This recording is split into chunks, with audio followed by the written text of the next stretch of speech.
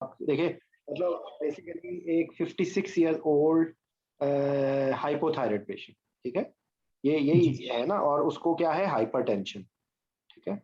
जी sir. तो इसमें मतलब अगर आप इसको डिवाइड करें तो आपको being an anaesthetist hypothyroid patient में आपको क्या क्या प्रॉब्लम्स, क्या क्या चैलेंजेस होंगे, ये तो मैं आपसे सवाल पूछ रहा हूँ। जी सर।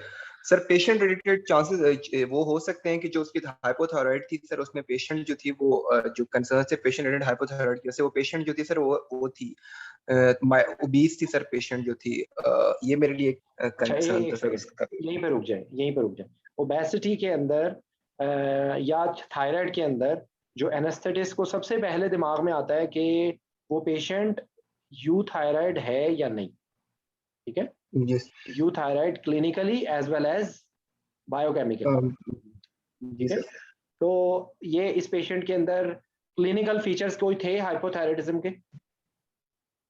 जी सर, क्लिनिकल फीचर उसके जो थे वो एक तो उसका ये था कि सर उसका वेट गेन था पेशेंट का सर। और पेशेंट का सर दूसरा वेट गेन था दूसरा और आपने इसके अलावा हाइपरटेंशन बताया, ठीक है। तीसरा हाइपरटेंशन बताया सर। तीसरा और कौन सा एक फीचर पूछते हैं? सर्दी उनको ज्यादा लगती है या गर्मी? सर उनको कोल्ड इंटॉलरेंस थी सर।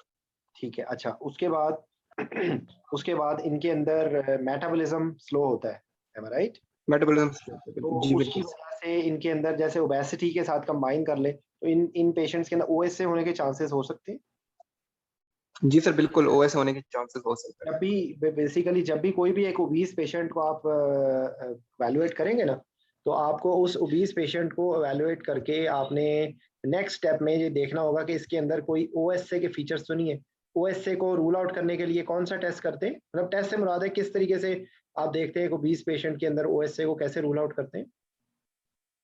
सर। यूजुअली जो एक तो हिस्ट्री लेते हैं, हिस्ट्री की बेसिस पे फिर हम जो हमारे एक कॉमन क्वेश्चन है रेस्ट ऑफ बैंग है सर, जिसमें वेरी गुड। हम वो पूछते हैं। मतलब हाँ मतलब मैं जो इस वक्त आपको मैं सिर्फ एक कॉन्सेप्ट देने के लिए मैं सिर्फ टच करूंगा। स्टॉप बैंक के जरिए आप देखेंगे कि उसके अंदर कितने फीचर्स हैं, ठीक है। और उसके अगर उसके अंदर कुछ फीचर्स होंगे तो फिर आप उसका क्या करवाएंगे नेक्स्ट स्टेप में? सर फिर हम उसको स्लीप टेस्ट होता है, पोलीसोमनोग्राफी आई थिंक सर, फिर पॉलीसोमनोग्राफी, वो ठीक हम है। करवाएंगे। उसके हिसाब से फिर आप क्या कहेंगे, उससे अगला अगला क्या इन्फ्लुएंस निकलेगी? एएचआई इंडेक्स, ठीक है। एच आई बिल्कुल। एपनिया हाइपोपनिया इंडेक्स निकालेंगे और उसकी बेस पे आप जी कहेंगे कि भाई इस पेशेंट में पोस्ट ऑपरेटिव जो है वो इसको एपनिया में जा सकता है, पोस्ट ऑपरेटिव इसको जो है वो एचडीयू आईसीयू की जरूरत पड़ सकती है, ठीक है। तो बेसिकली बिल्कुल ये सीक्वेंस ऑफ इवेंट होंगे। फिर उसके बाद ये कि आपने अभी तक नहीं बोला कि जो थायराइड का पेशेंट होता है तो उसके अंदर गोइटर हो सकता है, ठीक है। बिल्कुल सर, गॉइटर इन्वॉल्व हो सकता है थायराइड सर उसका। स्वेलिंग होगी, थायराइड स्वेलिंग होगी। तो जब थायराइड स्वेलिंग जी होगी तो उसके अंदर एयरवे की प्रॉब्लम नहीं होगी?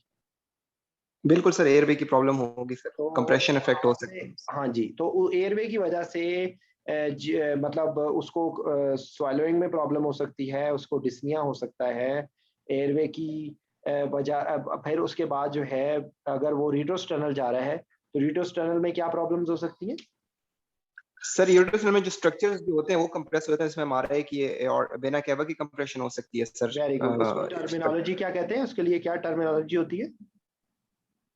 सर एओर्टो केवल compression. No no, iodo cable यहाँ पे कहाँ से आ गई, सोचो जरा। Superior venal cable syndrome sir. Superior Veena cable syndrome. अभी एक मिनट आप फिर लिवर के बारे में सोच के रखो, ये केस इसी से मुकम्मल करने में मुझे, ठीक है। तो सुपीरियर वेना केबल सिंड्रोम, ठीक है। तो सुपीरियर वेना केबल सिंड्रोम जो है वो आपने इसमें रूल आउट करना होगा, ठीक है। आप सही उसको फिर उसके बाद जो है अगर वो थायराइड जो है आपने उसकी स्वेलिंग को देखना है कि उसकी स्वेलिंग कितनी बड़ी है, ठीक है। फिर जो यूजुअली क्या क्या कॉजेज होती हैं हाइपरथायराइडिज्म की?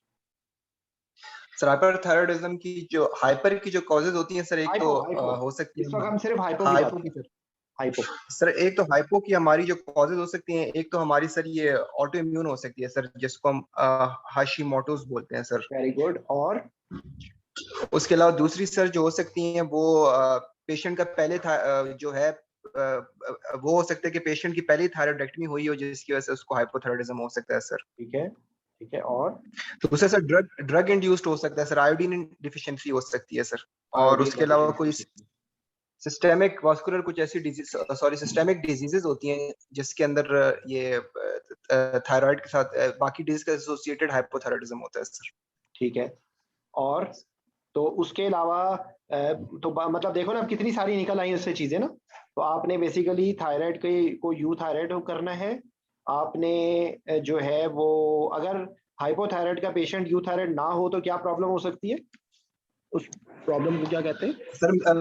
पेशेंट जो है intra op myxedema coma में जा सकता है सर, जो सबसे बड़ी कॉम्प्लिकेशन होती है, क्योंकि बेसिकली सारा मेटाबॉलिज्म स्लो हो जाएगा, तो सारी जो एनेस्थीसिया की ड्रग्स हैं उनका इफेक्ट प्रोलॉन्ग हो सकता है और डिलेड रिकवरी हो सकती है। ठीक है, और अगर मैक्सेडिमा कॉमन ना भी हो, मैक्सेडिमा कॉमन ना भी हो तो एनेस्थीसिया का इफेक्ट प्रोलॉन्ग हो सकता है। ठीक है, बिल्कुल सर। ड्रग्स की मेटाबॉलिज्म सारी स्लो हो जाएंगी हमारी, जितनी भी उसकी होती है, प्रोलॉन्ग एक्सट्यूबेशन हो जाएगी जी।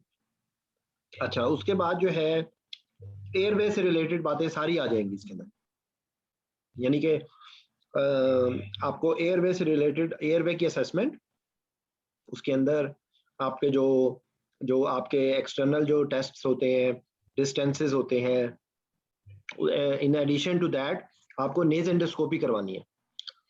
आप नेज एंडोस्कोपी करा के देखेंगे कि कोई वोकल कॉर्ड की इन्वॉल्वमेंट तो नहीं है। ठीक है, आप उसके बाद लेटरल एक्सरे नेक करवा के देखेंगे कि थायराइड कंप्रेस तो नहीं कर रहा ट्रेकिया को। अगर प्रोलॉन्ग थायराइड हो और वो कंप्रेस कर रहा हो तो पोस्ट ऑपरेटिव क्या प्रॉब्लम हो सकती है, उसको क्या कहते हैं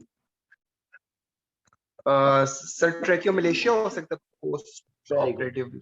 हाँ जी, पोस्ट ऑपरेटिव इसको ट्रेकियोमलेशिया हो सकता है। ठीक है, और इसके अलावा कोई बात इसके अलावा होगी, हाइपरटेंशन है, तो हाइपरटेंशन कंजस्टिव हार्ट फेलियर हो सकता है। ठीक है, तो आपने हार्ट फेलियर से रिलेटेड सारी चीजें, फिर ये पेशेंट जो है थायरॉक्सिन पे होते हैं। बिल्कुल सर, थायरॉक्सिन।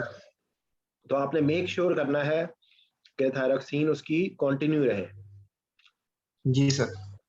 ठीक है, तो ये सारी चीजें हैं जो आपसे मैंने वैसे ही जनरली पूछा क्वेश्चन। तो बेसिकली ये जब भी आप कोई सर्जरी करवाएं तो आप उसको अगर इस तरीके से एवेलुएट करें कि उसके अंदर कार्डिक रिस्क फैक्टर्स क्या हैं, रीनल रिस्क फैक्टर्स क्या है, पल्मोनरी रिस्क फैक्टर्स क्या है, इसके अंदर सर्जिकल रिस्क क्या है, इसके अंदर एयरवे से रिलेटेड कोई प्रॉब्लम तो नहीं है, कोई इसके अंदर ऐसी चीज तो नहीं है जिसकी ऑप्टिमाइजेशन की जरूरत है या नहीं। ठीक है, जो थायराइड सर्जरी होती है वो क्या अर्जेंट होती है? थायराइड सर्जरी नहीं सर, अर्जेंट नहीं होती सर।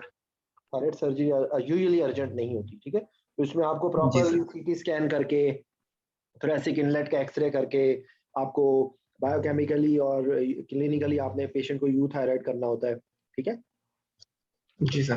कौन से टेस्ट पे आप डिसाइड करते हैं कि पेशेंट यू थायराइड हो गया है?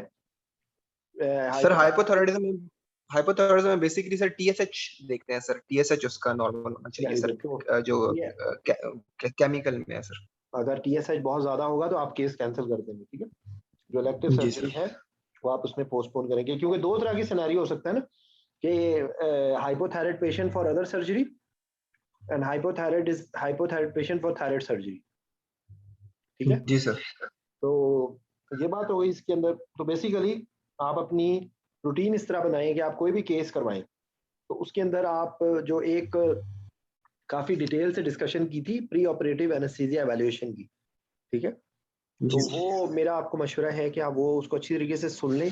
वो अवेलेबल है, उसमें वो प्ले लिस्ट थी उसकी मैंने बना दी है सर्जिकल रिस्क के हिसाब से, और जितने भी हमारे स्टेप्स एनेस्थीसिया के होते हैं इसके हिसाब से आप हर सर्जरी को फिट करें। ठीक है, सही हो रहा है। ठीक है। अच्छा, तो आज लोग कम आए हैं मेरे ख्याल साहब, मेरी खुद भी मुझे हेडेक हो रही थी, लेकिन एक इंसान ने मुझसे लिवर पढ़ने की फरमाइश की थी, तो लिवर को हम थोड़ा सा स्टार्ट करते हैं।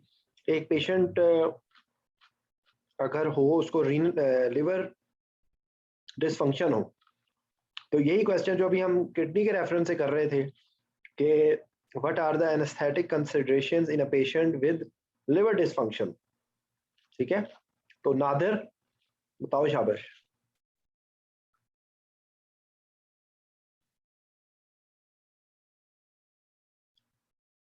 ये होता क्या है सर लिवर जी लिवर के फंक्शंस क्या होते हैं? Sir metabolism, okay intoxication okay. और प्रोटीन सिंथेसिस, उसमें इंटॉक्सिकेशन, मेटाबॉलिज्म में इंटॉक्सिकेशन नहीं, डिटॉक्सिफिकेशन। जी जी डिटॉक्सिफिकेशन जी जी और डिटॉक्सिफिकेशन और और प्रोटीन सिंथेसिस। ठीक है। और और सर इसमें आ जाएगा, हम देखें कोगुलेशन फैक्टर प्रोडक्शन। ठीक है, बेसिकली ये और सारे सर सिंथेटिक फंक्शन आ जाएंगे ना। सिंपल सिंथेटिक जी फंक्शन सर, हो गए। सिंथेटिक फंक्शन में क्या कुछ सिंथेसिस करता है? एक तो प्रोटीन वगैरह, इसके अलावा और एक और चीज सिंथेसाइज करता प्रोटीन है। और सर क्या नाम है इसका सर, लिपिड। लाइपोप्रोटीन बनती है, लेकिन एक और चीज जो ये बनाता है लिवर, जिसकी ऑब्स्ट्रक्शन भी हो जाती है, वो क्या चीज होती है? अच्छा, एल्ब्यूमिन बाइल यार। और बाइल। सही। बाइल, बाइल ना। जी जी सर, ऑब्स्ट्रक्टिव जॉन्डिस जैसे हो, ठीक। ठीक है। तो जी सर। बाइल बाइल की प्रोडक्शन होती है, जो आपके कोएगुलेशन फैक्टर्स हैं उनकी होती है। ठीक है। कोएगुलेशन फैक्टर बनाने के लिए एक विटामिन की जरूरत होती है, वो कौन सा विटामिन होता है? विटामिन के। ठीक है।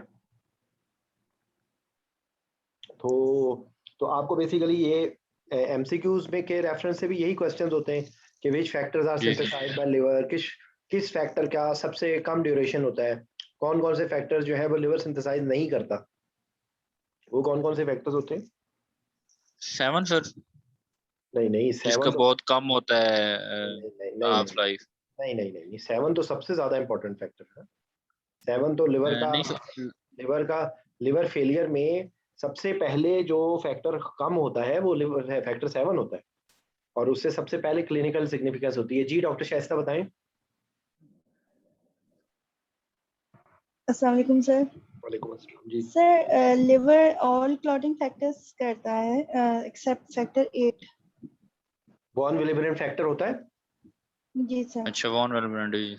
सर ये एमसीक्यू में पढ़ा था मैंने। जी जी, एमसीक्यू के अंदर, लेकिन इनकम्प्लीट है ना। फैक्टर 8 भी नहीं बनता, फैक्टर वॉन विलिबरेंट फैक्टर भी नहीं बनता, फैक्टर 4 बनता है लिवर में। फैक्टर 4 कौन सा होता है?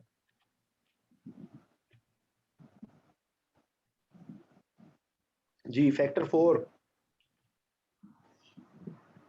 अदर फैक्टर 4 कौन सा होता है? हम जी ये उसको सर कैल्शियम, क्या नाम है। कैल्शियम। कैल्शियम होता है। तो कैल्शियम तो हाँ लिवर में नहीं बनता ना। सही। और भी एक दो और भी चीजें, प्रोटीन सी मेरे ख्याल से लिवर में नहीं बनती, कुछ और भी एक दो चीजें हैं, तो ये आपको पता होना चाहिए कि लिवर से क्या नहीं बनता। ठीक है। Right sir.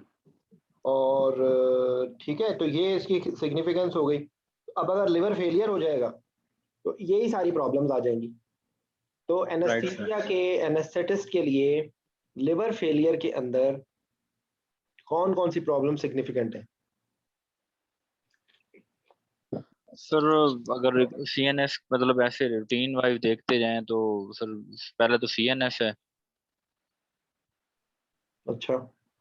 उसमें हिपैटिक इनकैफ जो होता है पेशेंट को लास्ट स्टेज पे, तो उसमें अल्टर्ड बिहेवियर होता है, अनकॉन्शियसनेस होती है। और दूसरा सर इसमें अगर देखा जाए तो एयरवे का एडिमा भी होता है सर, क्योंकि ओरल थ्रश और मतलब ओरल इन्फेक्शन भी होता है सर इसमें, ठीक है। एयरवे में अगर हम देखें सर। उसके बाद sir upper GI bleed, aspiration के रिस्क बहुत ज़्यादा है। और अपर जीआई ब्लीड के वेरी केसर हैं। और लीवर में सर आ जाएं तो सबसे पहले तो एडिमा जो एसाइटीज है मोस्टली, वो है सर। उसके साथ को फैक्टर है प्लोरोफियन वगैरह, वो भी हम रूल आउट करेंगे लीवर में सर, उसमें सॉरी प्लोरोफियन में सर। और कोलाटिंग फैक्टर्स हैं सर, वो हमने देखने हैं सारे के फैक्टर होते हैं या नहीं होते हैं, हमें कोगुलेशन के लिए हमें चाहिए होते हैं सर। इसके अलावा सर हाइपोअल्बिनीमिया होता है इसमें सर, और हेपेटोरेनल सिंड्रोम कंसर्न होता है सर हमारा, कि रीनल कितना डिसफंक्शन है उससे सर। और इससे सर फिर अगर जब एसआईटी सर सवेयर है पेशेंट में, तो एफआरसी और डायफ्राम ऊपर की तरफ हो जाता है, तो उसकी वजह से फिर एफआरसी भी कम होती है और रिस्पिरेटरी प्रॉब्लम भी बढ़ जाते हैं सर उसमें। और क्या होते हैं रेस्पिरेटरी प्रॉब्लम्स, और क्या होते हैं? सर एफआरसी कम होगी उसकी, और जो स्मॉल एल्वुलाई है वो कोलैप्स ज्यादा मतलब होंगे, क्योंकि प्रेशर ज्यादा हो जाता है इंटरथोरेसिक सर। और सर जेवीपी इसमें भी रेव्ड होती है सर, वॉल्यूम ओवरलोड की वजह से वॉल्यूम और ओवरलोड होता है, प्रेशर की ठीक है। वजह से। तो उसकी वजह से हार्ट पे क्या इफेक्ट होता है? हार्ट पे सर इसमें मेरे ख्याल में सर वो होगा, टैकी होगा सर, एक तो टैकीकार्डिया होगा, और सर हाइपोटेंशन होगी, और एडिमा की वजह से सर। अच्छा, अब आप मुझे ये और बताओ सर कि कार्डियोमेगैली। आपके ख्याल से आपने सबसे पहले बोला कि एंड स्टेज के अंदर इनकेफ्लोपैथी होती है, तो आपको जी सबसे सर। पहले शुरू वाली चीज बतानी चाहिए, सबसे आखिर वाली चीज बतानी चाहिए? सर वैसे पहले लीवर की बतानी चाहिए, तो फिर आपने कोएगुलोपैथी का नाम लिया है अभी तक? कोआगुलोपैथी। सर मैंने बताया कोआगुलोपैथी क्लॉटिंग फैक्टर्स। आपने कहीं दरमियान में बताया कि जिस तरह मुझे मुझे नहीं सुनाई दिया ना, तो एग्जामिनर ठीक सर। एग्जामिनर भी बॉदर नहीं करेगा।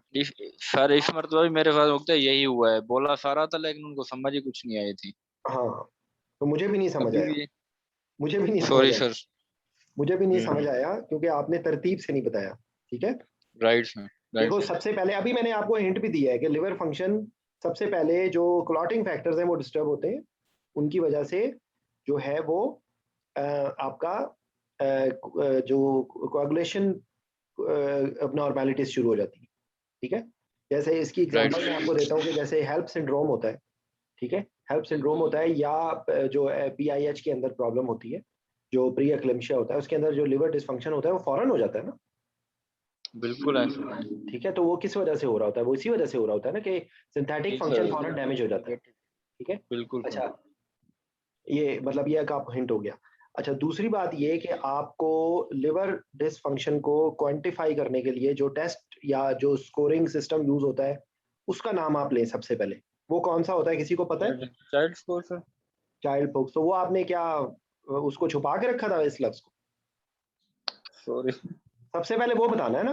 देखो वो चीजें कि ये मैं आपको ये एट द सेम टाइम मैं वाइवे के लिए भी बता रहा हूँ, और ये मैं जो एमसीक्यूज भी इन्हीं इन्हीं सब चीजों पे होता है कि जिस किस चीज के ऊपर डिफाइन करता है वो चाइल्ड पोक्स राइट स्कोर के ऊपर करता है। लिवर डिसफंक्शन जिस पेशेंट में होगा, वो लिवर जी। लिवर डिसफंक्शन जो है वो चाइल्ड पोक्स के जरिए आप उसको क्वांटिफाई करेंगे। ठीक है, कि वो राइट। उसको क्वालिफाई करेंगे कि वो कहाँ पर कितनी सिवियरिटी उसकी आप उसको करेंगे। ठीक है, बिल्कुल सर।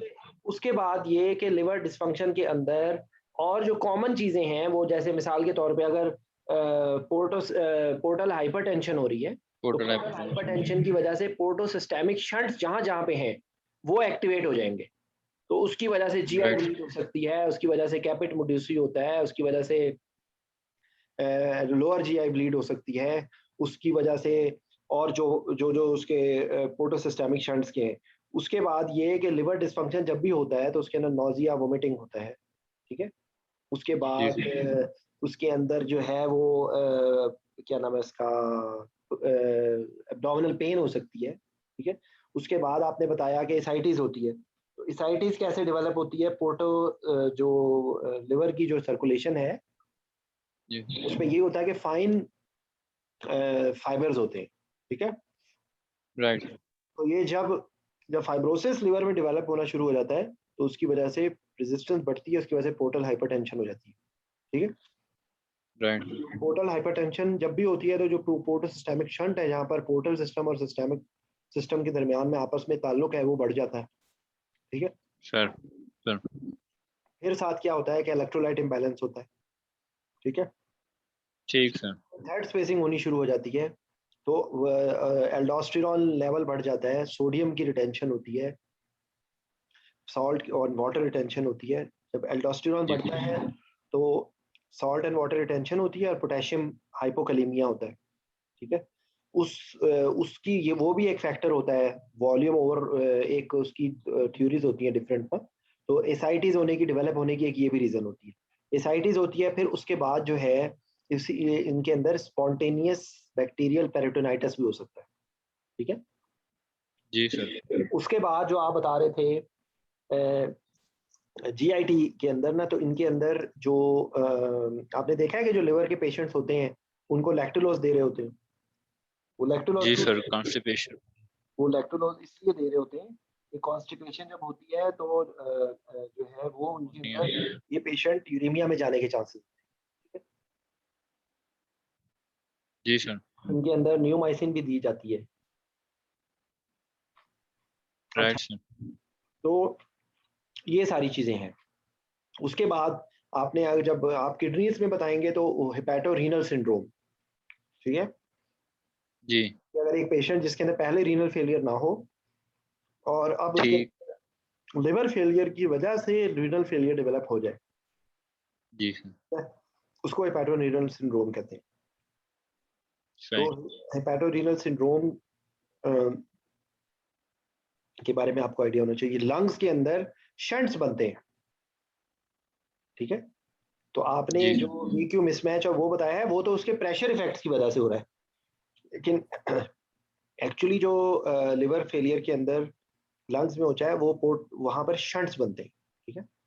ठीक। शंट्स की वजह से जो है वो रिस्पिरेटरी प्रॉब्लम्स डेवलप होती हैं, ठीक है। Right sir. और जब कार्डियोवैस्कुलर जब ओवरलोड होगा ना तो उसकी वजह से फेलियर बोलेंगे ना आप पता नहीं क्या बोल रहे थे, टैकीकार्डिया, वो टैकीकार्डिया होगा लेकिन एक्चुअली तो फेलियर के साइंस आएंगे ना। Cardiomyopathy right. Develop, cardiomyopathy dilated cardiomyopathy develop हो जाएगी ओवरलोड की वजह से, ठीक। ठीक है। ठीक। ठीक सर। और प्लूरल इफ्यूजन भी हो सकती है, पल्मोनरी एडिमा में भी जा सकता है पेशेंट, राइट सर। ठीक है। और जी जो सर। लंग्स के रेफरेंस है ना, जो एक और जो आपने बोलना होता है जो आपको पता होना चाहिए कि शंट्स की वजह से जब अपराइट सिटिंग बैठता है ना तो उसके अंदर डिस्निया और हाइपोक्सिमिया होते हैं। उसको कहते हैं ऑर्थोपनिया, ऑर्थोडियोक्सिया, पॉलीटिपनिया, ऑर्थोडियोक्सिया, ऑर्थोडियोक्सिया। ठीक सर। ठीक है। और जो हेमेटोलॉजिकल क्या क्या प्रॉब्लम होती है, मतलब जैसे हमने बता दिया कि कोएगुलोपैथी होती है और एनीमिया। एनीमिया होता है, ठीक है। Blood loss. जी सर। एनीमिया क्यों होता है इनके अंदर? सर एक तो ब्लड लॉस की वजह से होता है, हम्म, दूसरा वो जो हेप्टोग्लोबिन और कॉम्बिनेशन कंजाइन नहीं होता सर, उसकी वजह से होता है। हम्म, ठीक है। जी सर। अच्छा, तो उसके इनटेक बाद कम होती है उसकी वजह से सर, क्या होता है, भूख नहीं लगती है। हाँ जी, ठीक है। तो मतलब बेसिकली ये सारी चीजें होती है और उसके बाद जो है वो आपका एनकेफलोपैथी भी होती है। तो ये आपने इस तरीके से आपने इन सारी चीजों को आपने बयान करना है, ठीक है। ठीक सर। तो अब जो बेसिकली प्री ऑपरेटिव जो एवेल्युएशन होगी या आपका जो टारगेट होगा ना वो भी ये होगा कि पेशेंट को आपने अगर चाइल्ड पॉक्स सी में है तो आपने उसको बी में पुश करना है, बी में है तो आपने उसको ए में पुश करना है, ए में है तो उसको सही। बी में नहीं जाने देना, बी में है तो उसको सी में नहीं जाने देना, ठीक है। ये बेसिकली होता है। जैसे क्या क्या ऑप्टिमाइजेशन क्या क्या कर सकते हैं, आप उसका एसाइटिक टैप करवा सकते हैं लेकिन आपने उसको रिप्लेस करना है फ्लूइड को, आप उसकी कोएगुलोपैथी को करेक्ट कर सकते हैं, ठीक है। अगर उसको प्लूरल इफ्यूजन हुई है तो आप उसकी प्लूरल इफ्यूजन ड्रेन कर सकते हैं, ठीक है। आप उसका हार्ट फेलियर है उसका ट्रीटमेंट देते हैं। आप इन पेशेंट्स के अंदर स्पाइरोनोलैक्टोन चल रहा होता है ना, जी सर, चल रहा होता है। इन पेशेंट्स के अंदर एल्बुमिन देने की जरूरत होती है ना। सर अगर कम है तो नहीं सर, इसमें तो नहीं होती जरूरत। सर ले होती है सर। 28 सर हाइपोवोलेमिया होता है ना, तो फिर तो देंगे सर नहीं, एल्बुमिन लेवल कम हो जाता है ना, जी सर, हाइपोवोलेमिया होता है। ठीक है। जी सर। तो अब मुझे बताएं कि मुझे बताएं इसमें से मुश्किल चीज कौन सी है।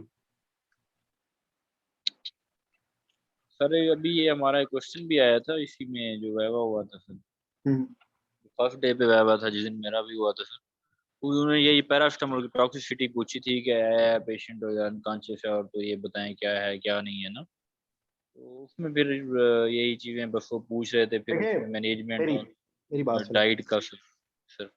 देखिए पैरास्टामोल्स को आप इसके साथ मिक्सअप ना करें, ठीक है। ठीक हमने ये जो ठीक सारी बातें की है ना वो जनरली हम लोगों ने क्रॉनिक रीनल फेलियर के रेफरेंस से बात की है, ठीक है। ठीक सर। वो जो चीज है वो एक्यूट लिवर पॉइजनिंग है। तो एक्यूट राइट जो है उसके अंदर एक मुझे बताएं एक्यूट फेलियर के क्या क्या कॉजेज होते हैं? सर एक तो ये ड्रग्स हैं हम्म, सबसे जो main है हमारे पास, और अदर टॉक्सिन हैं सर, हम्म। और सर कोई इंजरी है, यार और वायरल हेपेटाइटिस हो गया सर इसमें, जो मतलब एक तो फुलमिनेंट हेपेटिक फेलियर होता है हेपेटाइटिस सी में, ठीक है।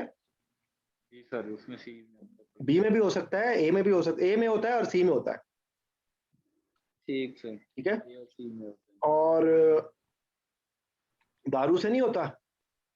अब आप कहोगे है। मैं हाँ हंसी मजाक करने के लिए कह रहा हूँ, ये लिवर अल्कोहल से नहीं होगा।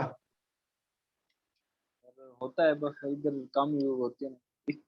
नहीं वो मतलब आपने जब आपने कॉजेज बतानी है तो आपने एग्जाम में तो इस तरह ही बताना है, कोले को नॉन कोले कर लीवर को कर लेंगे।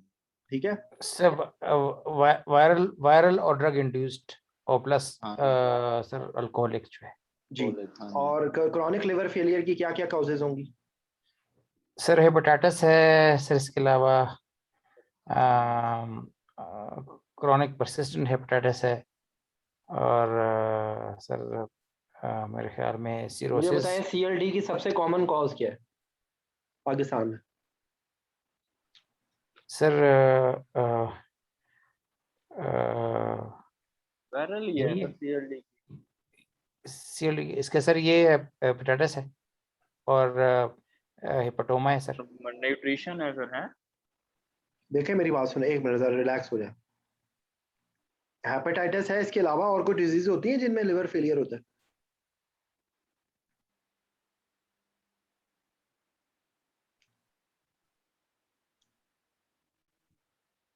विल्सन्स डिजीज क्या होती है? कॉपर की एमुलेशन होती है। जी। उसके बाद हीमोक्रोमेटोसिस क्या होता है?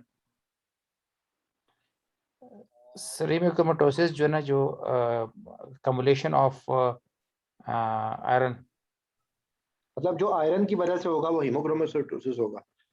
जो विल्सन्स जो कॉपर की वजह से होगा वो विल्सन्स डिजीज होगा, ठीक है। और जो ऑब्स्ट्रक्टिव कॉजेज होती हैं लाइक ये जो बिलियरी सिरोसिस होता है,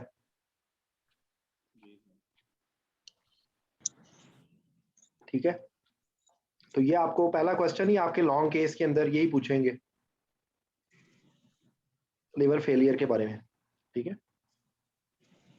बाकी ऑप्टिमाइजेशन कैसे आपने करनी है वो हमने बात कर ली है। पोर्टल हाइपरटेंशन को कैसे ट्रीट करते हैं? फिर बीटा ब्लॉकर देते हैं इसमें, बीटा ब्लॉकर देते हैं। और सर इसमें जो फ्लूइड है ओवरलोड नहीं होने देते।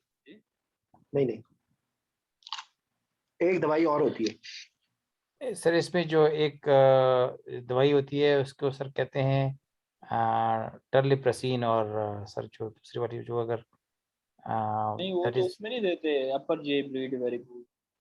अरे भाई अपर जीआई ब्लीड हो क्यों रहा है? हाइपरटेंशन की वजह से, नहीं, पोर्टल हाइपर देखो मेरी बात, की वजह एक सेकंड जरा जरा सा ना कॉन्सेप्ट को क्लियर करें। अपर जीआई ब्लीड हो ही पोर्टल हाइपरटेंशन की वजह से रहा है ना, से। जी सर। तो आपने पोर्टल हाइपरटेंशन को क्योर नहीं करना होगा, राइट सर। ठीक है। तो उसके लिए ऑक्ट्रियोटाइड ऑक्सीडाइड और वो देते होते हैं सर, वेजोप्रेसिन भी दे सकते हैं, वेजोप्रेसिन, ठीक है।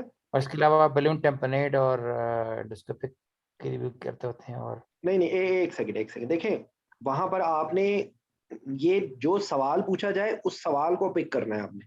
पोर्टल हाइपरटेंशन के ट्रीटमेंट के लिए बीटा ब्लॉकर और ऑक्सीयोटाइड है।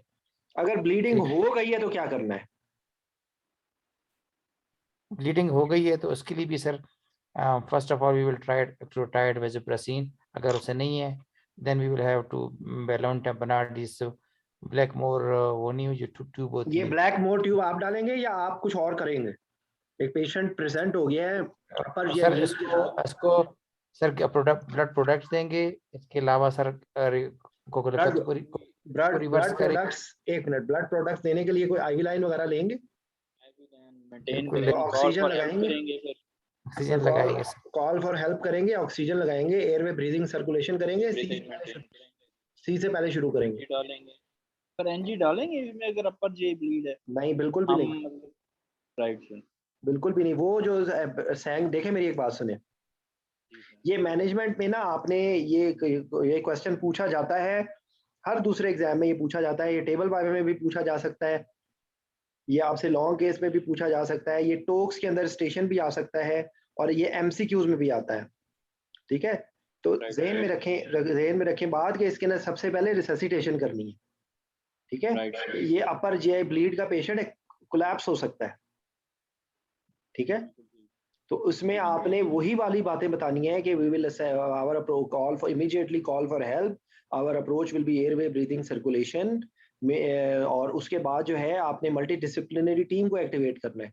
ये बैलून आपने तो नहीं डालना ना, इसने डालना होता है। बिल्कुल। तो बताओ जी, आप कहेंगे कि हम लोग इसमें ब्लड एंड ब्लड प्रोडक्ट्स को अरेंज करेंगे, हम आईसीयू में बेड अरेंज करेंगे, हम गैस्ट्रोएंट्रोलॉजी वालों को बुलाएंगे, ठीक है, और अरेंजमेंट करेंगे। उसके लिए ऑप्शंस उनके पास ये हैं कि वो सैंक्सटेटन ब्लैक मोर ट्यूब होती है, उसमें बैलून होता है, उसके साथ वो बैलून टेम्पोनेट होता है, साथ ही हम उसका मेडिकल मैनेजमेंट स्टार्ट कर देंगे, ऑक्सीयोटाइड या वेजोप्रेसिन या बीटा ब्लॉकर, और हीमोडायनेमिकली इंस्टेबिलिटी के हिसाब से। ठीक है, इसके लिए maintain map and fluid recitation along with blood products. हाँ जी, इस पेशेंट में आप सेंट्रल लाइन डालेंगे?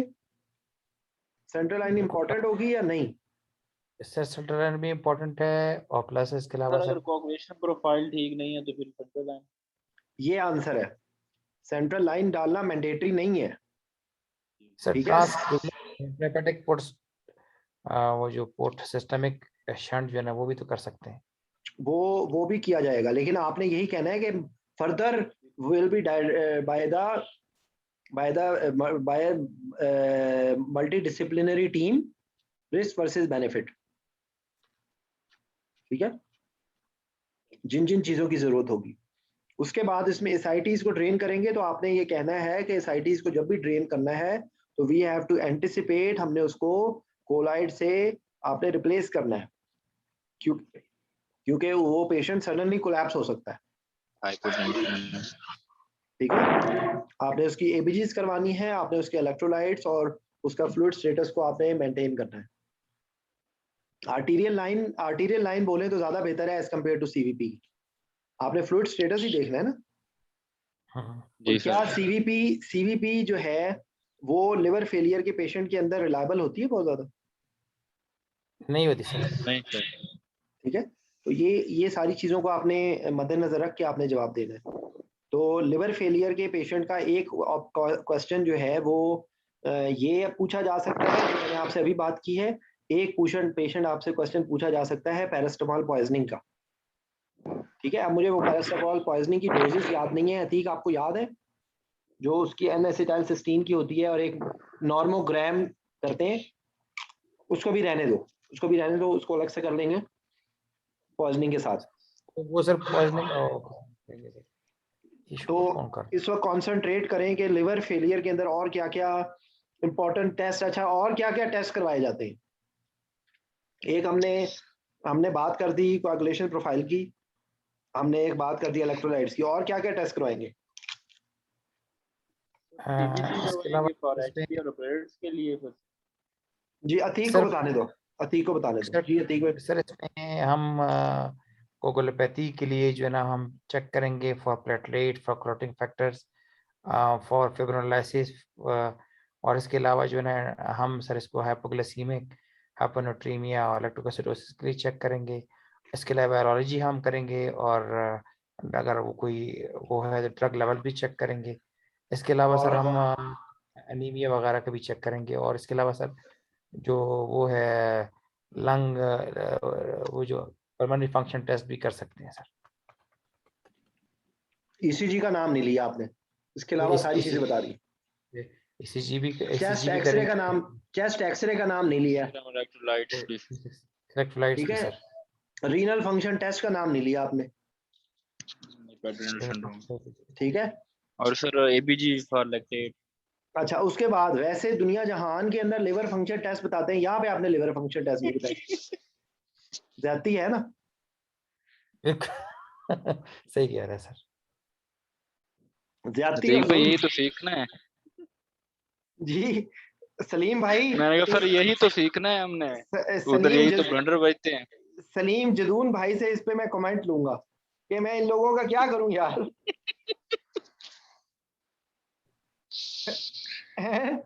ये मेरा भाई, जब हम लोगों ने बात शुरू की तो नादिर ने सबसे पहले मरीज को इनकेफेलोपैथी करवा के उसको आईसीयू में भेज दिया, फना कर दिया उसको,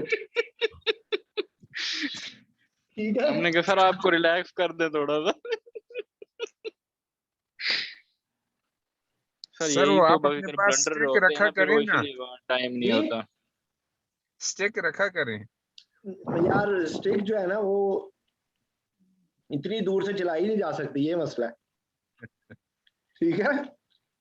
ये इन लोगों, ये ऑन अ फनी नोट, इन लोगों का हाल ये है कि बच्चे के स्कूल को में कौन से स्कूल में दाखिल कराना है वो पहले डिसाइड करें कि रिश्ता नहीं हुआ अभी तक, ठीक है जी। डॉक्टर शाइस्ता सर, टेस्ट में हम इसकी शुगर मॉनिटरिंग भी, आरबीएस मॉनिटरिंग भी करेंगे क्योंकि हाइपोग्लाइसीमिया हो सकता है। Very good. अगर लिवर डिजीज है, एबीजीज करेंगे, ग्लाइकोजेंस एबीजीज करेंगे, और सर इलेक्ट्रोलाइट्स करेंगे। इसके अंदर तो सारी दुनिया की इन्वेस्टिगेशन बता दें रीजन के साथ। ईसीजी करेंगे क्योंकि इस पेशेंट के अंदर हार्ट फेलियर की वजह से कोई इस्केमिक चेंजेस आ सकती हैं, हाइपरट्रोफी आ सकती है, ठीक है, कोई एरिथमियाज हो सकते हैं, ईसीजी हो गई। एक्सरे, इन पेशेंट के अंदर वॉल्यूम ओवरलोड की वजह से पल्मोनरी एडीमा के फीचर्स आ सकते हैं, इनके अंदर प्लूरल रिफ्यूजन हो सकती है। क्या नाम है उसका, आपने सीबीसी करवाना है to see anaemia, platelet count, और आपने साथ प्लेटलेट का क्वालिटेटिव फंक्शन भी आपने करवाना है, ठीक है। आपने कोagulation प्रोफाइल करवाना है, पीटी आईएनआर करवाना है। उसके बाद आपने लिवर का आपने सिंथेटिक फंक्शन के लिए आपने एल्ब्यूमिन लेवल्स करवाने, आपने बिलिरुबिन देखना है, आपने उसका हेपेटोसेलुलर फंक्शन देखने के लिए कौन सा टेस्ट करवाना है लिवर का,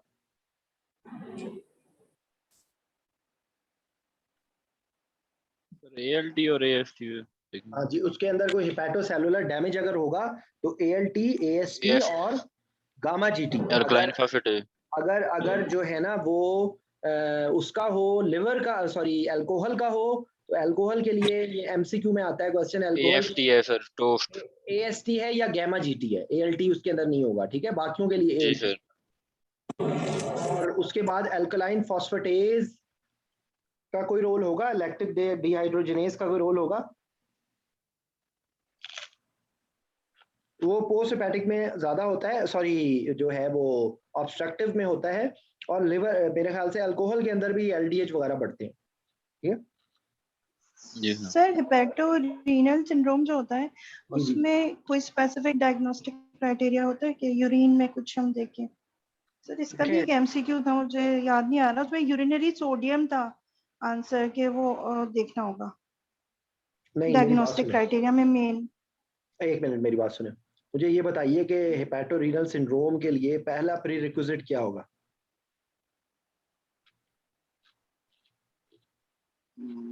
पहला प्री रिक्विजिट ये होगा कि इसके अंदर पहले किडनी फेलियर नहीं है, ठीक है, और कोई ऐसी चीज नहीं हुई है कि जिसमें सिरोसिस होगा ना पहले जी। एक मिनट एक पेशेंट है जिसको सिरोसिस है, ये रिक्वायरमेंट पहली है। हिपैटो है ना, वो तो जब तक पूरा तबला नवाज पूरे नहीं होंगे तब तक तो वो नहीं होगी ना रिक्वायरमेंट पूरी। तो हिपैटो रीनल का तो मतलब तो ये है कि हम तो डूबे हैं सनम, तुमको भी ले डूबेंगे। तो लिवर जो है वो किडनी को ले डूब रहा है, लेकिन उसके अंदर दूसरे लोगों की गलतियों का ना आ जाए, समझ आई? यानी कि ये ना हो कि इस पेशेंट के अंदर शॉक हो कोई और किसी वजह से, या कोई उसको आपने एनसेड्स दे दिए हैं या कोई और रीनल टॉक्सिक चीज दे दी आपने, ठीक है, जिसकी वजह से किडनी डैमेज हुआ, या उसको पहले से किडनी डैमेज ना हो, ठीक है। उस पेशेंट के अंदर अगर प्रोटीन यूरिया डेवलप हो जाए, उस पेशेंट के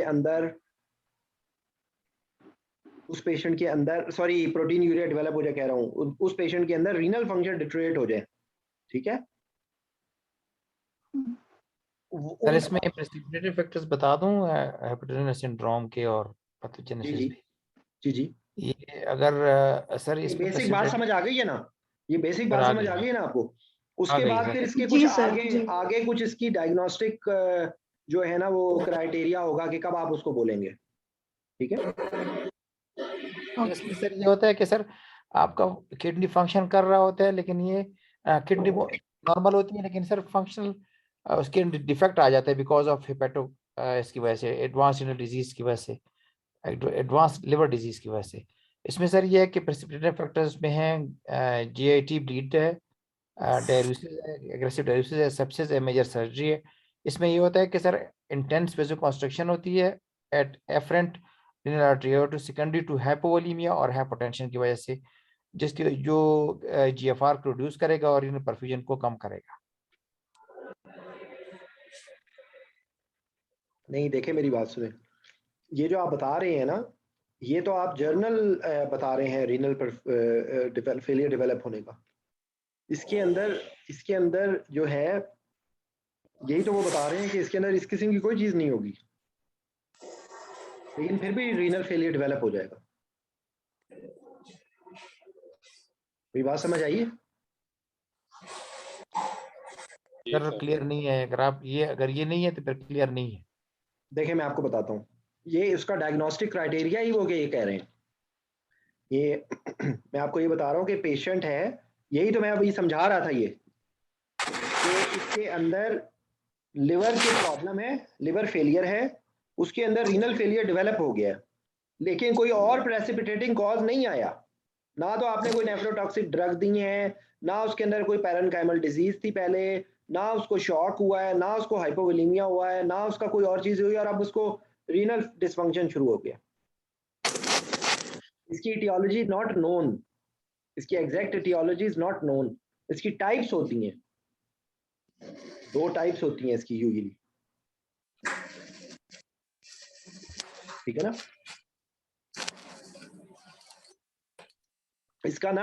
इसका इन्फ्लेमेटरी इसका रो है वो, मुझे इसकी एग्जैक्टली याद नहीं है कि इसकी क्या पैथोलॉजी होती है, लेकिन इतना मुझे याद है कि इसके अंदर ये जो बात आपको मैंने बताई है ना, ये तो मैंने आपको कंफर्म बात बताई है कि कोई और कॉज नहीं होगी रीनल फेलियर की।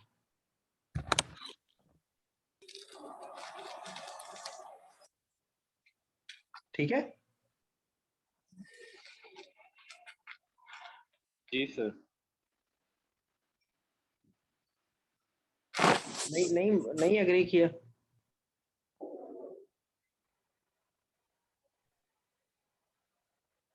जी सर समझ आ गई है। इसमें पहले सब लीवर डिजीज होगी, उसमें रीनल कोई एलिमेंट नहीं होगा सर। हाँ जी। और उसके बाद अगर कोई डिजीज डेवलप होती है रीनल की, RFT डिरेंड आ रहे हैं हमारे पास, तो या उसकी साइन सिम्टम आ रही हैं, तो वो हम उसे कंसिडर करें कि ये HRS है सर। हाँ जी ठीक है। तो ये इसको ना डिटेल इसको पढ़ना पड़ेगा, मुझे अब याद नहीं है कि एग्जैक्ट इसकी रीजन क्या होती है, क्योंकि ये इससे ज्यादा कुछ पूछता नहीं है आमतौर पे। इससे ज्यादा इस क्वेश्चन के अंदर आपको अगर इतना पता है हिपैटोरीनल सिंड्रोम के लिए ये है, ठीक है। और उसके बाद उसके अलावा और कोई टेस्ट इसके अंदर, पल्मोनरी फंक्शन टेस्ट आपने बता दिए हैं, रीनल फंक्शन टेस्ट बता दिए हैं, इलेक्ट्रो। अच्छा इसके अंदर मॉनिटरिंग कैसे करेंगे?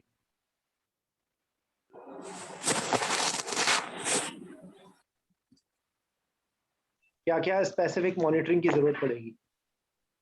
सर मॉनिटरिंग, इंट्रा-आर्टेरियल मॉनिटरिंग करेंगे सर। इसके अलावा को ट्रांसफेजिलिटी की कोरियोग्राफी, इसके अलावा सर एंटाइल कार्बन डाइऑक्साइड और neuromuscular monitoring.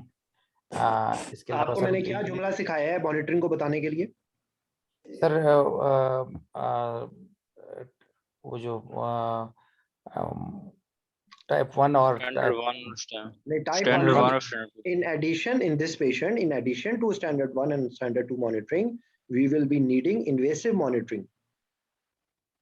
Arterial line it is better to have arterial line.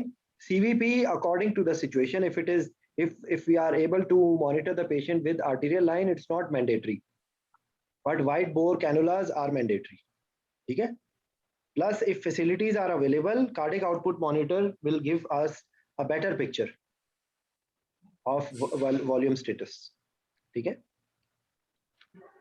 इसकी सीवीपी की क्या इंडिकेशन होगी इस पेशेंट में? अगर आपको वो कहे कि या आप अगर आपने सीवीपी डालनी है ना, तो आपने साथ ये रीजन साथ बता के बताना है।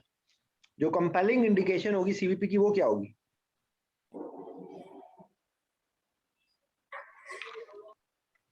जी, ये पेशेंट सेप्सिस में जा सकते हैं? बिल्कुल सर। इन पेशेंट को वेजोप्रेसर्स की जरूरत होगी? जी सर। ठीक है, तो वेजोप्रेसर के रेफरेंस से फिर आपको सीवीपी डालनी मैंडेटरी होगी। ठीक है, क्योंकि आप पेरिफेरल लाइन से आप वेजोप्रेसर्स नहीं दे सकते ना। राइट। और इसके अंदर मॉनिटरिंग में इसको पेरिफेरल नर्व स्टिमुलेटर हम करेंगे? बिल्कुल करेंगे। इसमें आप मसल रिलैक्सेंट कौन सा यूज करेंगे? सर सिस्टेट्रेक्टिन। Very good. इसके अंदर आप एनाल्जेसिया कैसे देंगे? लोडो पैरास्टामोल भी सर वैसे दे सकते हैं और लोडो ओपियाइड भी दे सकते हैं सर। एनसाइड इनवाइट करेंगे सर। और सर रीजनल ब्लॉक्स वगैरह वो भी यूज कर सकते हैं? रीजनल ब्लॉक सर इसमें टॉक्सिक ज्यादा नहीं होंगे सर, क्योंकि उनकी तकरीबन जितनी भी। एक सेकंड मुझे बताएं कि क्या लिवर फेलियर के पेशेंट में स्पाइनल लगा सकते हैं? यस सर, लगा सकते हैं अगर coagulation profile with in normal limit है। हाँ जी, आप इसमें ये बोलें, जुमला देखें, वो बोलना जरूरी है। अगर आपने ये जुमला बोल दिया कि हम लगा सकते हैं, तो आप फंस सकते हैं। तो आप ये बोलेंगे कि in this patient it is not safe and we have to decide according to risk versus benefit. ठीक है, if there is a need or there are more benefits than risk and we have corrected the coagulopathy, yes, then we can give it. इसके single word answer नहीं है कि दे सकते हैं। Sir एक सवाल था इधर। जी सर ये जो अभी वैवा हुआ ना, उसमें सवेयर एक्लेम्पशिया का पेशेंट था, तो उसका जब सारा कुछ हो गया तो एक सवाल पूछा कि जनाब आप इसमें can we give spinal anaesthesia? तो मैंने जब बताया कि इसको अगर मेंटेन है सारी चीजें, तो मतलब कोगुलेशन ठीक है और ब्लड प्रेशर नॉर्मल कंट्रोल है, फीवर नहीं है, तो कहते नहीं फीवर नहीं है हफ्ते 10 दिन से ना, तो फिर मैंने कहा इसको हम दे सकते हैं विद इन हैंड, अगर इमरजेंसी हमारे पास जीए का सामान और मशीन अवेलेबल है। तो सर मैं ये थोड़ा सा डिस्कस, जैसे वो कह रहा था कि यस और नो में बताएं इस स्टेटस में, तो साथ हम ये बोल दें कि यस और नो ही बोलें सर। देखिए मैं थोड़ा सा ये आपसे बात आप उनको ये कहें, उसमें ये कहें कि इसके अंदर there is no general principle for it. ये right sir, because there are problems associated with both forms. If you are giving spinal, there is always a chance of development of spinal epidural hematoma. ठीक है जी sir. in a patient in which there is, so we have to decide according to risk versus benefit. ठीक sir, ये कह दें, simple as that.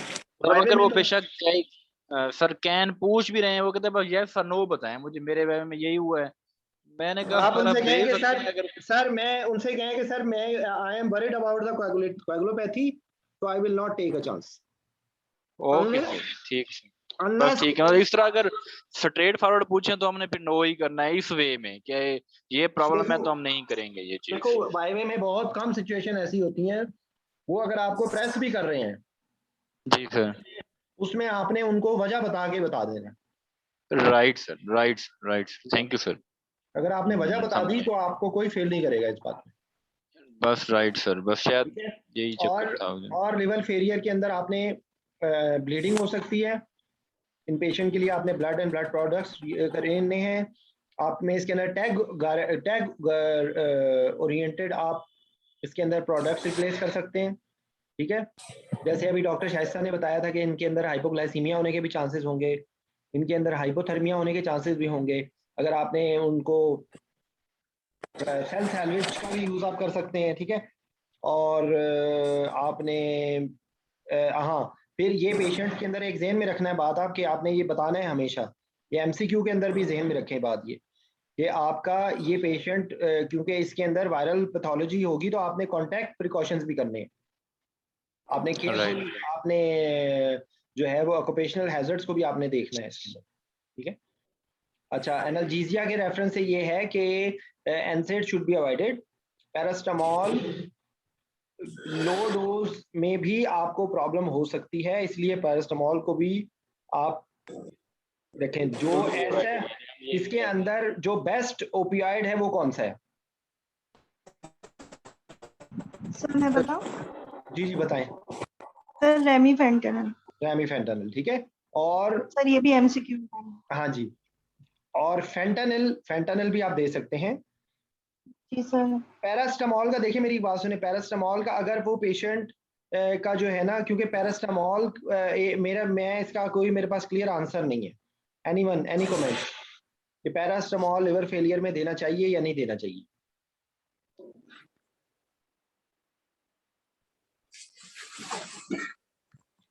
जी इसका sir जो अगर लिवर फेलियर है तो टॉक्सिक डोज को अवॉइड करेंगे, और जो आप टॉक्सिक उसकी डोज से रिड्यूस डोज में आप दे सकते हैं मेरे ख्याल, ठीक है ना? आप डोज उसको में दे reduce सकते dose- अच्छा, दूसरे आप इंट्राऑपरेटिव मैक्सिमम। एनाल्जेसिया के लिए और दवाइयां बताएं ना, और आप कौन कौन सी दवाइयां यूज कर सकते हैं जिनकी कोई खास प्रॉब्लम नहीं है? आप डेक्समेथासोन दे सकते हैं, बिल्कुल दे सकते हैं। आप केटामिन दे सकते हैं, केटामिन दे सकते हैं सर, आप लो डोज में केटामिन।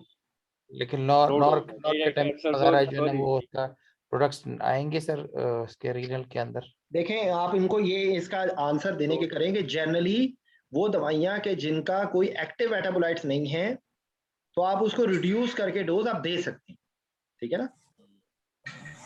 आपने कोई उसको एनाल्जेसिया देना तो है ना।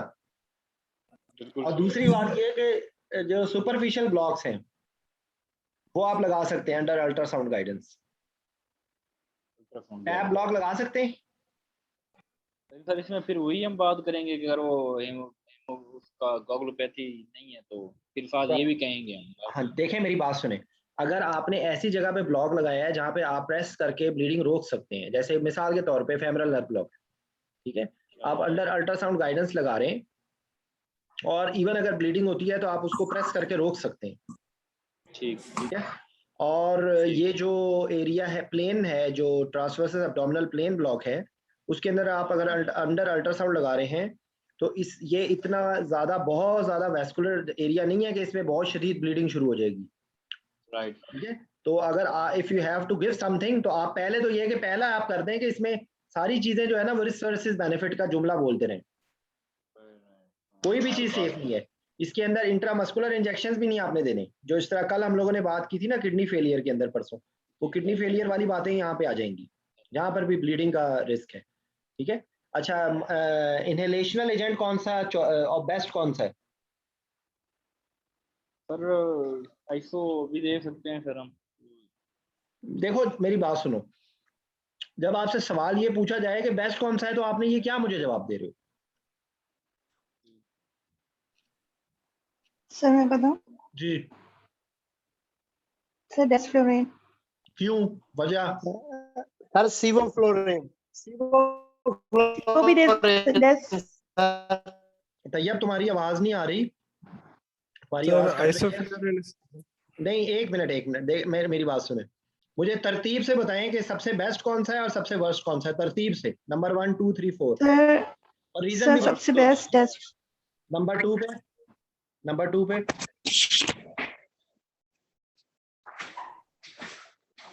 नंबर 2 पे सर इसमें लिखा हुआ था सीवो भी दे सकते हैं सर 2 पे, इस पे मैंने पढ़ा था सर ये आर्टिकल में। आप मुझे रीजन बता दो। आइसो तो मुझे देखो, मेरी बात सुनो, आर्टिकल हिपैटिक फ्लो की वजह से। नहीं, अच्छा, सब रूल, जनरल रूल ये है कि जिसका मेटाबॉलिज्म सबसे कम होगा वो यूज करना। तो सबसे लीस्ट मेटाबॉलिज्म किसका होता है? डेस्फ्लोरिन का। नंबर 2 पे किसका होता है? सेवोफ्लोरिन। गलत, नहीं डेस्क के बाद जो आइसोफ्लोरिन। ये रूल ऑफ 2 याद रखें, 0.002 0.2 आइसोफ्लोरिन। नंबर 3 सीवोफ्लोरिन 2%। Number 4 halothane 20%। यस ठीक है, 20%, राइट सर। तो ये चीज है। और दूसरे ये कि आप कॉम्बिनेशन दें, आप इसमें टीवा दे सकते हैं या नहीं?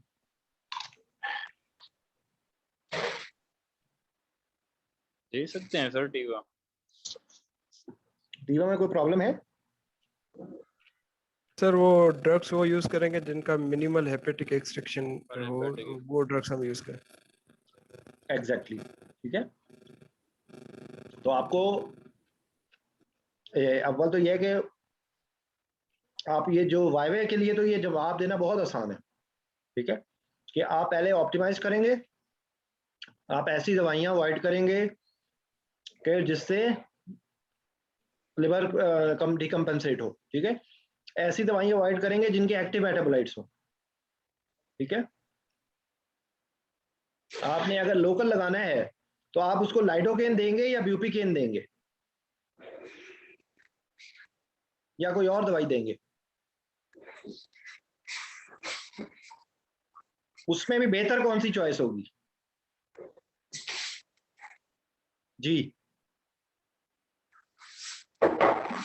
पर लाइडोकेन देंगे ना? लाइडोकेन ठीक है, लाइडोकेन देंगे, लेकिन उस लाइडोकेन से भी ज्यादा बेहतर चॉइस क्या है? एस्टर्स का मेटाबॉलिज्म कहाँ पे होता है? सर इनका तो कोडोक्रेफ्रेव है ना सर, जो एस्टर्स प्लाज्मा। हाँ जी, तो वो ज्यादा बेहतर होंगे ना। जी सर।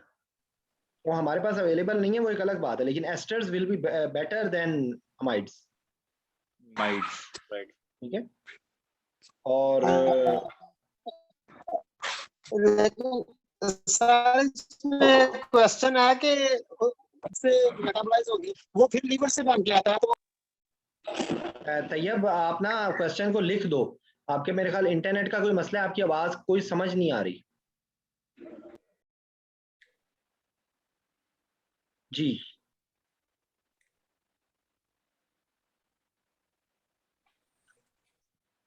वो सर ये कह रहे हैं कि अगर ये भी देना है तो हम कोडोक्रेफ्रेव, फिर वो भी तो लीवर से प्रोड्यूस होता है, तो वो फिर वही मतलब प्रोलॉन्ग इफेक्ट आएगा उसका। नहीं, सूडोकोलिनेस्ट्रेज से तो नहीं होता ये।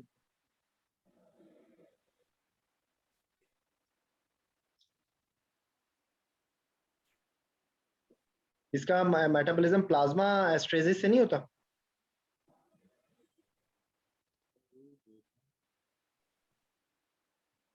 ये कोई कंफर्म कर दे, ये कभी दिमाग से बात निकल जाती है मेरे ख्याल से। सर प्लाज्मा से होता है, राइट। ये आ जाओ, प्लाज्मा से होता है, ठीक है। और उसके बाद ये कि ओपियाइड्स का मैंने आपको बता दिया है, ठीक है। और आप ये पेशेंट एस्पिरेशन के भी रिस्क पे होंगे। आपने रैपिड सीक्वेंस इंडक्शन करनी है या मॉडिफाइड रैपिड सीक्वेंस इंडक्शन इसमें कर सकते हैं जी।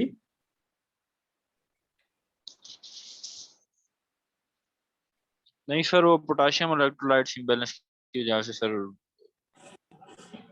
और गैस्ट्रिक एस्पिरेशन की वजह से। नहीं, आप इसमें मॉडिफाइड रैपिड सीक्वेंस इंडक्शन कर सकते हैं या नहीं?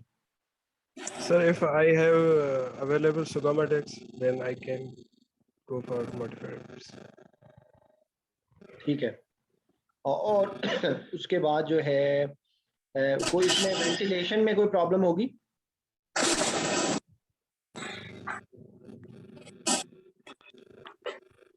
अगर एक पेशेंट है जिसका एसाइटिस है तो उसकी कोई वेंटिलेशन में प्रॉब्लम होगी? जी सर, एसाइटिस की वजह से डायफ्राम ऊपर होता है तो डिफिकल्ट वेंटिलेशन होगी सर, उसकी प्रेशर बड़े होंगे सर, एफआरसी भी तो कम होगी वेंटिलेशन में। तो शंटिंग आपने अभी बताया सर, वीक्यू मिसमैच होगा उसमें। जी ठीक है। तो देखिए, अच्छा मैं इन तमाम बातों के बाद मैं आपको ये बता रहा हूँ एक बात, क्या आपने जब एमसीक्यू के अंदर एमसीक्यू के लोग जो हैं वो जहन में रखें बात कि उन्होंने उसके अंदर बेस्ट पॉसिबल ऑप्शन देखने की कोशिश करनी है, ठीक है। उसके अंदर भी कोशिश करें कि सेफ्टी प्रोफाइल कहीं ना जाए। एक बात हो गई, जो वाइवे है, वाइवे में तो बताना बहुत आसान है। वाइवे में आपने कोई भी चीज में आपको एग्जामिनर चाहे जितना भी फंसाए, आपने सियासी बयान देना है, ठीक है। उसमें मैं कहूंगा कि जी मैं उसमें risk versus my approach will B individualised. I will just have a look at the overall picture. I will discuss with the surgeon. I will overall outweigh the risk versus benefit. If risks are more than benefits, then I will not do it. And but if there is no other choice, and we have to choose between two things which all both have some problems, so we will just try to find out the best possible way. ठीक है, तो इस answer में आपकी सारी बातें cover हो गई, ठीक है। तो लिवर फेलियर के पेशेंट की अभी तक जितनी हमने बात की, अगर हम उसको समराइज करें तो ये है कि हमने इनिशियली देखा कि भाई लिवर का सिंथेटिक फंक्शन है, मेटाबॉलिक फंक्शन है, और उसके जो है ना इलेक्ट्रोलाइट इम्बैलेंस की प्रॉब्लम होगी, ये सारी चीजें हैं। जब लिवर डिसफंक्शन होगा उसके ना कोएगुलोपैथी डेवलप होगी, ग्रेजुअली जो है वो डिफरेंट चीजें आनी शुरू होंगी। तो अब उनको हम उनको क्लिनिकल फैक्टर से, क्लिनिकल पैरामीटर से, हिस्ट्री, एग्जामिनेशन और इन्वेस्टिगेशन की बेस पे हम उसको सिवियरिटी को असेस करेंगे, और यूजुअली हम चाइल्ड पक्स स्कोर के जरिए देखेंगे कि वो कहाँ पे फॉल करता है। उसके बाद हम देखेंगे कि उसके अंदर बहुत जो चीजें करेक्ट हो सकती है, ठीक है। अगर उसकी चाइल्ड पक्स स्कोर बेहतर हो सकता है एल्ब्यूमिन देने से, या उसकी न्यूट्रिशन इंप्रूव करने से, या उसका जो है वो एसाइटीज को ड्रेन करने से, या उसका इन्फेक्शन को ट्रीट करने से। हो सकता है उसका इन्फेक्शन ट्रीट हो तो उसकी बहुत सारी चीजें इंप्रूव कर जाए, ठीक है। तो ये हम करेंगे। उसके बाद हम जो है ना जो है वो उसके सारे सिस्टम के ऊपर जो इफेक्ट्स हैं वो आप देखेंगे। कार्डियोवास्कुलर सिस्टम पे है, रीनल सिस्टम पे है, लिवर क्या नाम है उसका, लंग्स पे है, और उसके अंदर पेशेंट के अंदर न्यूरोलॉजिकल प्रॉब्लम हो सकती है, patient can go into encephalopathy. तो हम इन सारी बातों को मद्देनजर रख के इलेक्टिव सर्जरी तो अनलेस अंटिल पेशेंट बिल्कुल कंपनसेटेड नहीं है तो इलेक्टिव सर्जरीज के अंदर अवॉइड करेंगे। इमरजेंसी सर्जरी पे प्रेजेंट कर सकता है ये पेशेंट, तो उसके अंदर आप देखेंगे, सर्जन के साथ डिस्कस करेंगे कि पेशेंट को कितना ऑप्टिमाइज कर सकते हैं, और उस ऑप्टिमाइजेशन के साथ और उसकी कोमॉर्बिडिटीज के साथ हो सकता है उसको कोई और भी प्रॉब्लम हो। तो उन सारी चीज़ों को मद्देनजर रख के हम सारा जो है वो ब्लड एंड ब्लड प्रोडक्ट्स को ऑन बोर्ड करेंगे। हम टैग जो है टैग गाइडेड हम उसके ट्रांसफ्यूजन करेंगे, हम सेल सेवर यूज करेंगे, हम invasive blood pressure monitoring use करेंगे, हम रिवर्सिबल फैक्टर्स जो माई बेस्ट फ्रेंड है वो भी आ जाएंगे, ठीक है। और ये सारी चीज, एस्पिरेशन का हम प्रोफाइलाइसिस देंगे, केयरफुल अगर उसको प्री मेडिकेशन देने की जरूरत पड़ती है तो हम केयरफुली देंगे, ठीक है। और रैपिड सीक्वेंस इंडक्शन या मॉडिफाइड रैपिड सीक्वेंस इंडक्शन, और हर चीज को हमने केयरफुली करना है, ठीक है। आई थिंक ये कि लिवर फेलियर के मामले में और कोई अगर कोई एम्बिग्यूटी है तो पूछ लीजिए। सर लीवर उसका उन्होंने पूछा था ट्रांसप्लांट का, क्या वो कब करेंगे ना, इंडिकेशन जब तो ये देखो कि जब वो मेडिकल ट्रीटमेंट को नहीं रिस्पॉन्स। हाँ नहीं, उसके लिए आपका आंसर पता क्या था? एक मिनट सोचो जरा। मेल्ड स्कोरिंग होती है sir. I am sorry sir, इसमें वो मेल्ड स्कोरिंग होती है। Very good. हम उसको मेल्ड स्कोर के जरिए उसको देखेंगे कि भाई उसका मेल्ड स्कोर कितना है, और उसके हिसाब से जो ट्रांसप्लांट टीम है उसके साथ उसको ऑन बोर्ड लेके पूरी मल्टी डिसिप्लिनरी टीम इस चीज को डिसाइड करेगी कि हमने कब लिवर ट्रांसप्लांट, ठीक है।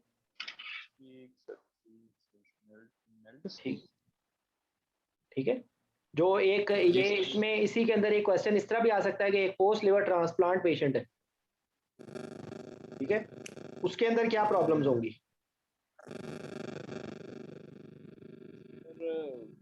इम्यूनोकम्प्रोमाइज्ड होगा।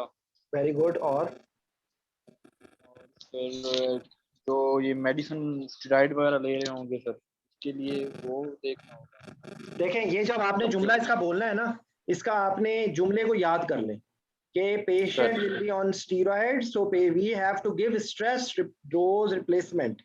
Patient will be on immunosuppressant, so there will be multisystemic effect of immunosuppressive drugs in liver, kidney, cell lines.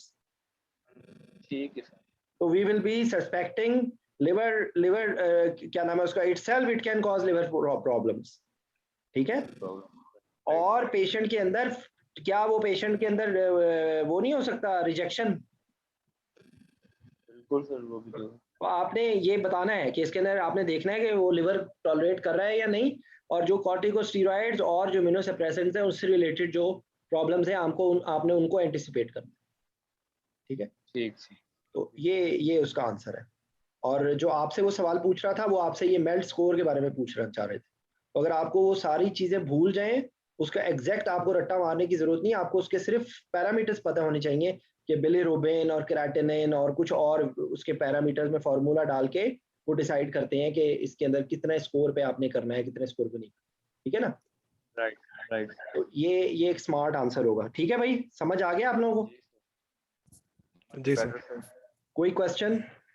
Ji Shaista. Question sir.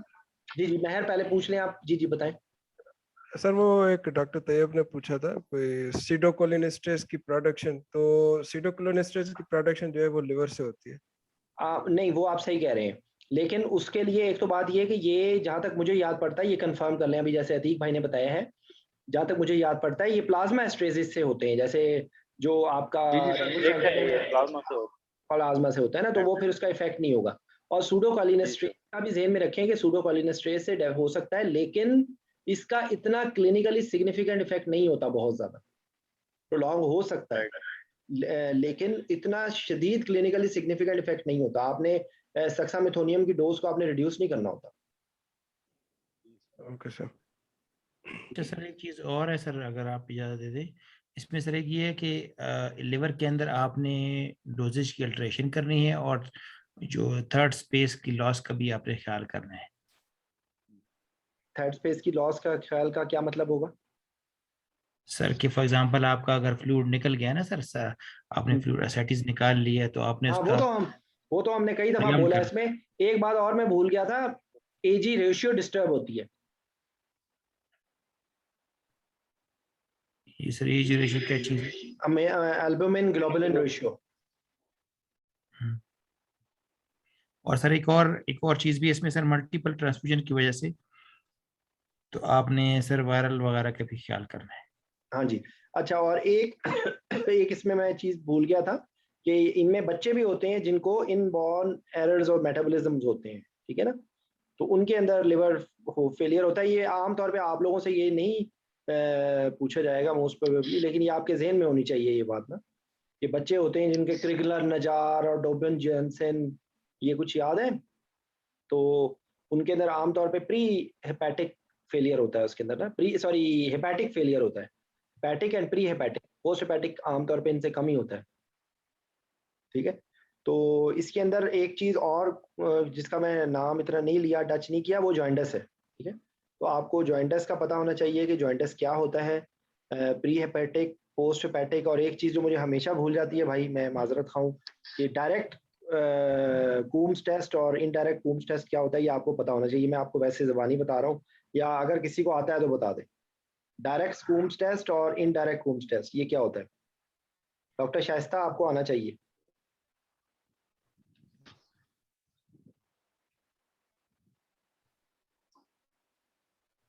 Sir मुझे इस वक्त वो याद आ रहा है, जो मेल्ट क्राइटेरिया। आपने मेरी बात सुने, जो ये रट्टे वाली चीजें हैं ना, ये आपने शेयर करनी है। मेल्ट स्कोर का भी आपने शेयर करना है। आपने Kings college criteria for acute liver failure because of paracetamol poisoning वो भी शेयर करना है। आपने इनडायरेक्ट और डायरेक्ट कूम्स टेस्ट क्या होता है ये भी शेयर करना है। ठीक है? ठीक है सर। सर एक बात और बतानी थी। जी। सर जो ये भी मैंने पढ़ा था कि अगर अल्कोहलिक लिवर डिजीज है, मतलब अर्ली अल्कोहलिक है कोई, तो उसमें जो है वो साइटोक्रोम P450 का क्या रोल है, और अगर उससे रैपिड मेटाबॉलिज्म ऑफ ड्रग होती है, और अगर जो है उसी का बिल्कुल रिवर्स हो जाता है, अगर एंड स्टेज डिजीज अगर आ रही है, जिसमें हम ये देख रहे हैं, जिसमें ये मेल टेस्ट होता है, model for and stage liver disease, इसकी स्कोरिंग करेंगे तो हमें पता लगेगा कि अगर एंड स्टेज हो गया है तो उसमें ये ड्रग्स जो है ना वो उसकी रिवर्स हो जाएंगी, यानी उसका मेटाबॉलिज्म स्लो हो जाएगा। और अगर अर्ली अल्कोहलिक है तो साइटोक्रोम P450 जो सिंथेसिस है वो उससे इंड्यूस्ड हो रहा होगा, इस वजह से ऑल ड्रग्स मेटाबोलाइज ज्यादा होंगी। जी देखें, मेरी बात सुनिए, आप जो बता रही है ना बात, इसका ज़हन में रखें कि एक एंजाइम इनहिबिशन होती है और एक एंजाइम इंडक्शन होती है। तो एमसीक्यूज में बहुत ज़्यादा ये क्वेश्चन आते हैं, तो आपको यूट्यूब पे उस पे बहुत सारी लिस्ट मिल जाएगी जो कौन कौन से चीज़ें एंजाइम इंडक्शन करती हैं और कौन कौन सी चीज़ें एंजाइम इनहिबिशन करती हैं। कोई याद है हमारी कॉमन एनेस्थीसिया की ड्रग्स कौन कौन सी एंजाइम इनहिबिशन करती हैं?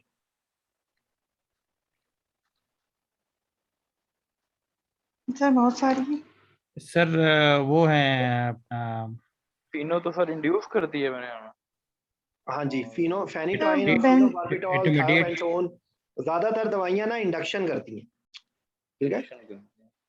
थायोपेंटोन, सिगरेट, जो इनहेलेशन एजेंट्स हैं, रिफेम्पिसिन है, ठीक है, जो एंटी एपिलेप्टिक्स हैं, ये सारी जो हैं ये एंजाइम इंडक्शन करती हैं।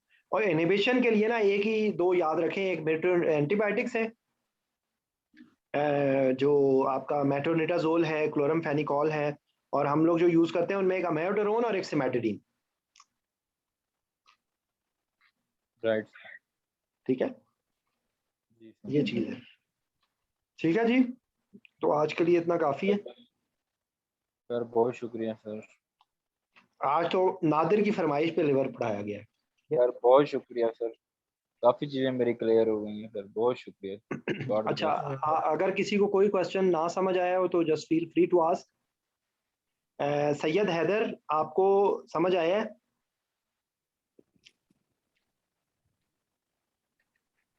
जी हैदर, आपको आवाज आ रही है?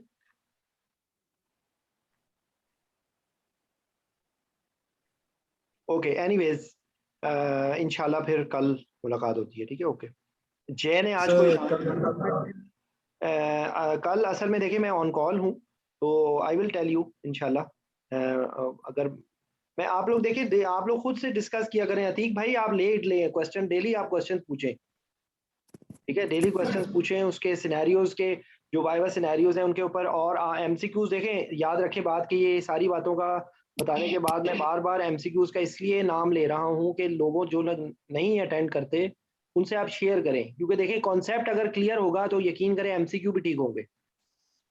अगर आपका कॉन्सेप्ट क्लियर नहीं होगा तो आप एमसीक्यूज में फंस जाएंगे, क्योंकि कोई भी एमसीक्यू की प्रैक्टिस, कोई भी एमसीक्यू का सवाल इनकम्प्लीट होता है जब तक आपको उसका पूरा 3D आपको उसका कॉन्सेप्ट ना हो, ठीक है। तो सर जिशान, कल किडनी का दिन रख लें। कल जो है किडनी तो हम लोगों ने कल किया था भाई, परसों एनालिसिस वगैरह किया था उसमें। वो तो सर वो तो ट्रॉमा का था और ये वो सारा कुछ। चलो यार, असल में क्योंकि कल का कुछ कंफर्म नहीं है मेरा, मेरी ऑन कॉल ड्यूटी है, तो ऑन कॉल वाले दिन ना मैं कोई बड़ा टॉपिक नहीं रखना चाहता। इंशाल्लाह परसों कर लेंगे, ठीक है। कल रिजल्ट कर लेंगे सर। वैसे सर एक क्वेश्चन था, आप ये लिवर को पढ़े ना पूरा। जी शायद सर SSRI, MO इनहिबिटर्स और ये सारी जो एंटीसाइकोटिक, सर इनके इतने सारे एमसीक्यूज आते हैं, तो ये एक दफा इसकी भी थोड़ी सी डिस्कशन हो जाए, या सर आपने करी है किसी क्लास में तो मुझे बता दें। देखिए इसके अंदर एक ध्यान में रखें सर, इतने सारे एमसीक्यूज होते हैं। देखिए मेरी बात सुन, इसके अंदर बेसिक प्रिंसिपल याद रखें कि ये जितनी एंटी डिप्रेसेंट्स होते हैं ये कैटेकोलामीन्स को बढ़ाते हैं, ठीक है, कैटेकोलामीन्स को बढ़ाते हैं, एक बात हो गई। दूसरी बात ये है कि जो ट्राइसाइक्लिक एंटी डिप्रेसेंट्स हैं उनके एंटी हिस्टामिनिक इफेक्ट्स भी होते हैं, वो एपिनेफ्रिन, नॉर एपिनेफ्रिन को भी करते हैं, सेरोटोनिन को भी करते हैं, तो उनके साइड इफेक्ट ज्यादा होते हैं, ठीक है। और जो सिलेक्टिव हैं उनका कुछ चीज़ों से इंट्रैक्शन है, कुछ चीज़ों से नहीं है। जैसे जो MAO इनहिबिटर्स हैं उनका सेरोटोनिन सिंड्रोम होता है, जो MAOB इनहिबिटर्स हैं वो पार्किंसंस डिजीज में भी यूज होते हैं, ठीक है। तो बेसिकली ये इसकी और ऐसी हर वो चीज कि जो कैटेकोलामीन्स रिलीज करेगी, आपने उनको इनके साथ इंटरेक्शन होगा, ठीक है। इसलिए आपने मुझे बताया कि कौन कौन सी दवाइयां हैं कि जो टैकीकार्डिया करती हैं या कैटेकोलामीन रिलीज करती हैं, आप खुद बताएं, शाबाश।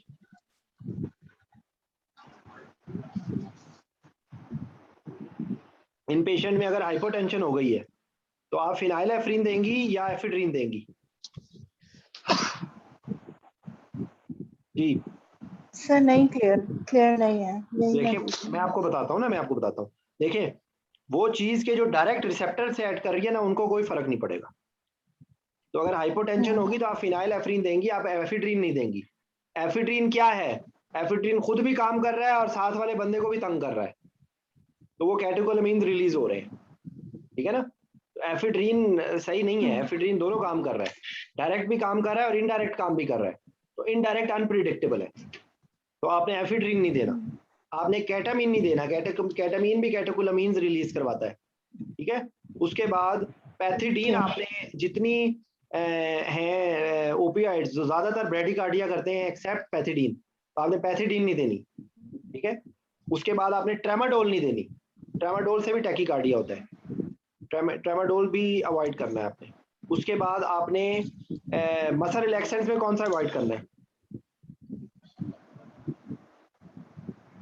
जी पैनक्रोनियम, ठीक है, पैनक्रोनियम से टैकीकार्डिया होता है, अब पैनक्रोनियम अवॉइड करेंगे। उसके बाद और क्या चीज रह गई? और कोई चीज रह गई सर? इनहेलेशनल्स के अंदर जो है वो इनहेलेशनल का इतना ज्यादा नहीं है, लेकिन सीवोफ्लोरेन ज्यादा कार्डिक स्टेबल होती है, सीवोफ्लोरेन यूज कर लें। फ्लोरेन से टैकीकार्डिया होता है, आइसोफ्लोरेन से भी टैकीकार्डिया होता है, उसकी जगह सीवोफ्लोरेन विल बी बेटर चॉइस, ठीक है। अब मुझे बताएं इसमें कौन सी चीज मुश्किल है? बाकी आप सर मुश्किल नहीं है, लेकिन एमसीक्यू जब आते हैं ना तो उसमें कंफ्यूज हो जाते हैं। आपको ये बात क्लियर हो गई है?